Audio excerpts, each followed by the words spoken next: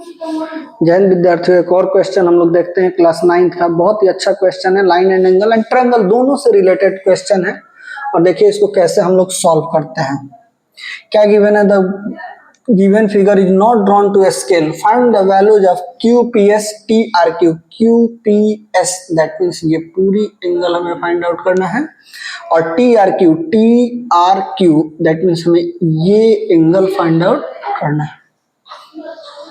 ठीक है, अब चलिए हम लोग देखते हैं कैसे फाइंड आउट करेंगे। तो फर्स्ट हमें इस क्वेश्चन में देखेंगे ना, ऐसे तो हमें कोई क्लू नहीं मिल रहा है। देखिए तो एक जो साइन दिया रहता है ना, वो साइन बहुत कुछ क्लियर करता है कि क्या होगा। तो ये जैसे ऐसे लाइन दिए हुए हैं और ये बोल नहीं रहे कि ये दोनों लाइन एक दूसरे के पैरेलल है, पर इसमें ये दिया हुआ है कि ऊपर की तरफ एरो लगा हुआ है दोनों में, तो ये शो कर रहे हैं कि ये दोनों लाइन एक दूसरे के पैरेलल हैं। यानी सेम एरो जस्टिफाई कराता है कि ये दोनों लाइन एक दूसरे के पैरेलल है। तो यहां से हो गया कि पी क्यू जो है वो पैरेलल है टी आर के, एंड पी आर जो है वो पैरेलल है टी एस के।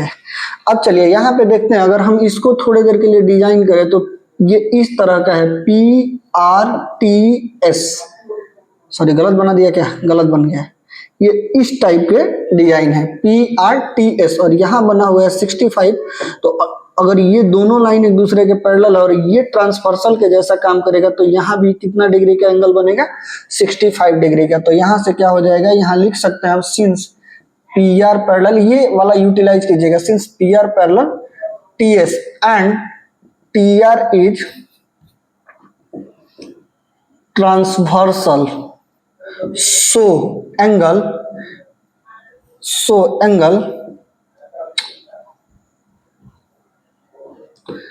P R T equal to हो जाएगा R T S equal to 65 degree. इसकी वैल्यू कितनी आ गई? यहां से हटा दो तो 65 डिग्री। अब एक चीज और देखेंगे, अब इसी फिगर में देखो ना, and P Q also parallel to R T are.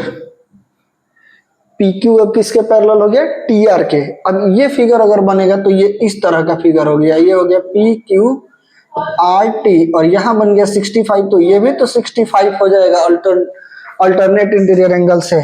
यहां डाल सकते हो आप अल्टरनेट इंटीरियर एंगल। तो यहां भी हम क्या लिख सकते हैं? So angle Q P R equal to हो जाएगा P R T equal to 65 degree. कौन सा रूल से? Alternate interior angle. अब यहां देखो, now Q P S equal to क्या लिख सकते हैं? Q P R plus R P S equal to ये कितनी आ गई? 65। तो ये हो गया 65 और plus 23 equal to 88 degree. Q P S की वैल्यू आ गई 88 डिग्री। देखो ना, इसमें क्यू पी एस पहले पूछा है, रेस्पेक्टिवली कह रहा है, that means Q P S पहले होगा और टी आर क्यू बाद में। तो एक ही जगह इस पूरे ऑप्शन में 88 दिख रहा है, दैट मीन्स हमारा ऑप्शन हो जाएगा बी करेक्ट। अब हमारे पास बच जा रहा है ये फाइंड आउट करना, टी आर क्यू हम फाइंड आउट कर दे रहे हैं, टी आर क्यू की भी वैल्यू 110 ही आएगी। चलिए देखते हैं हम टी आर क्यू की वैल्यू कैसे फाइंड आउट करेंगे कि ये आ जाए हमारा 110। यहां देखिएगा फिगर में, ये अगर 135 है तो ये पूरा का पूरा आपका हो जाएगा 45 degree linear pair of angle से। अब एक ट्रायंगल में देखो, एक ट्रायंगल में क्या होता है कि तीनों एंगल का सम 180 डिग्री। तो ये हो गया 45, ये हो गया 65, दोनों मिला तो 110। तो ये कितना हो गया? ये हो गया 70। और एक पॉइंट के ऊपर बनने वाले ऑल एंगल का सम 180 डिग्री, तो यहाँ बनने वाले ऑल एंगल्स 180 डिग्री, तो ये 70 हो गया। अब छोड़ो ना, यहाँ से यहाँ देखो ना, यही तो है ना टी आर क्यू, यही तो है। तो ये 70 हो गया, तो ये बचा हुआ कितना हो गया? ये बचा हुआ हो गया 110।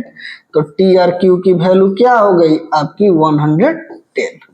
और यहाँ से हमारा ऑप्शन नंबर बी करेक्ट हो गया। Thank you.